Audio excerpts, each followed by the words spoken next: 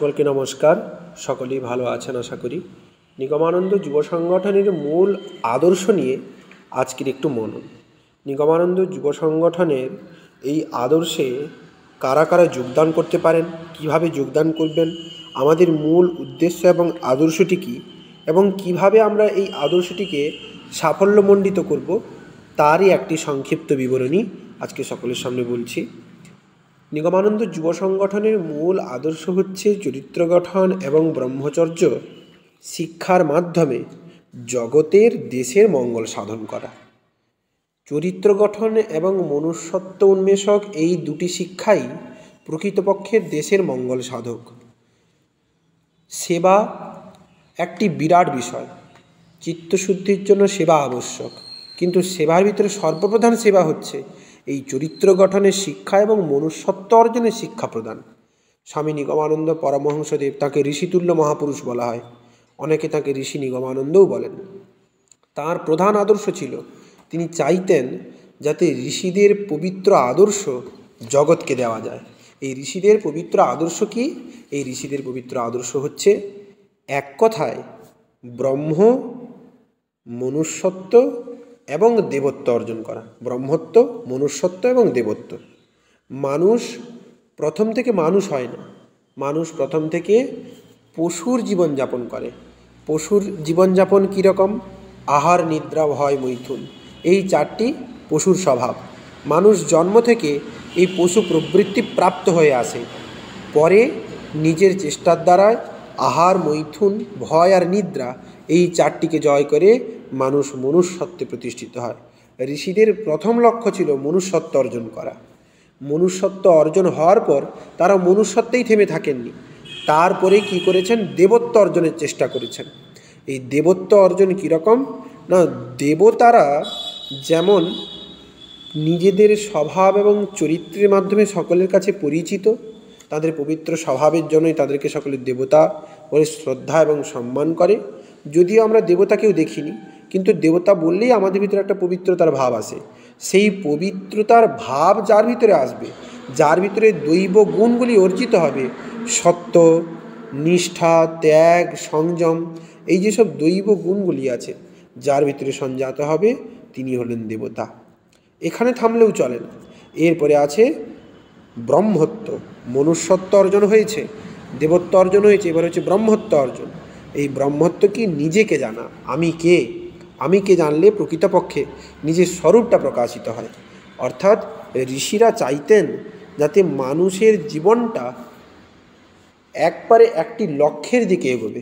সেই লক্ষ্যটা কি না, প্রথম মনুষ্যত্ব, দ্বিতীয় দেবত্ব এবং ব্রহ্মত্ব। কিন্তু তার প্রথমটি শুরু হচ্ছে মনুষ্যত্ব অর্জনের মাধ্যমে। মনুষ্যত্ব বা চরিত্র অর্জন দুটি একই কথা, একে চিত্তশুদ্ধি বললেও ভুল হয় না।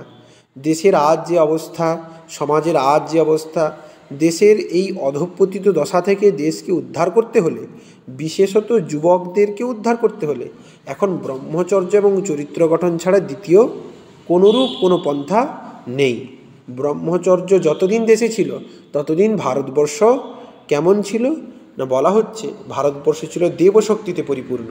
কিন্তু যেদিন থেকে এই ব্রহ্মচর্যের লোভ হয়েছে, সেদিন ভারতবর্ষ কেমন হয়ে গেছে না, মরার মতন। তাই এখন যুবকদেরকে উদ্বুদ্ধ করতে হবে। কিভাবে উদ্বুদ্ধ করা যায়? এই চরিত্র গঠনের আদর্শ, ব্রহ্মচর্যের আদর্শ, এই দুটি আদর্শ ক্রমশ তাদেরকে দিতে হবে। এইটি মূলত আমাদের লক্ষ্য। নিগমানন্দ যুব সংগঠন এইটি করছে।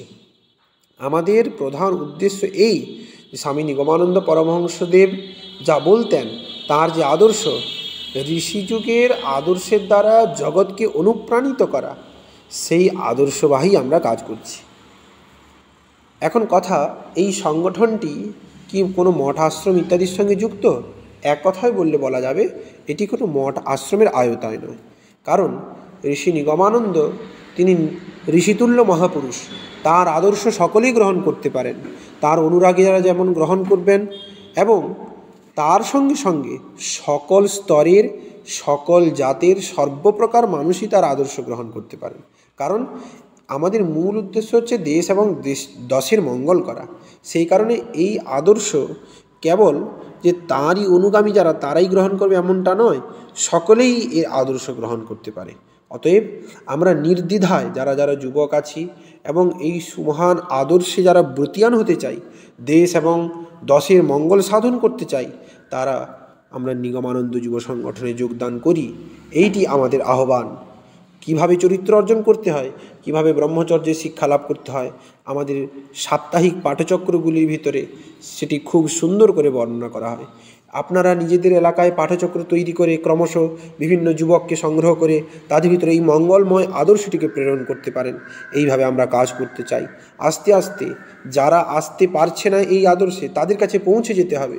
তারা যদি আমাদের কাছে না আসে, আমাদেরকে তাদের কাছে পৌঁছে যেতে হবে। এইভাবে ক্রমশ আমাদের আদর্শটাকে বিস্তার করতে হবে। আমরা এই করতে চাই। আপনারা সকলে নিগমানন্দ যুব সংগঠনের সঙ্গে যুক্ত হয়ে নিজের জীবনকে উন্নত করুন এবং দেশের আর 10টি যুবক যাতে উন্নত হতে পারে এই চেষ্টায় তাদেরকে সাহায্য করুন।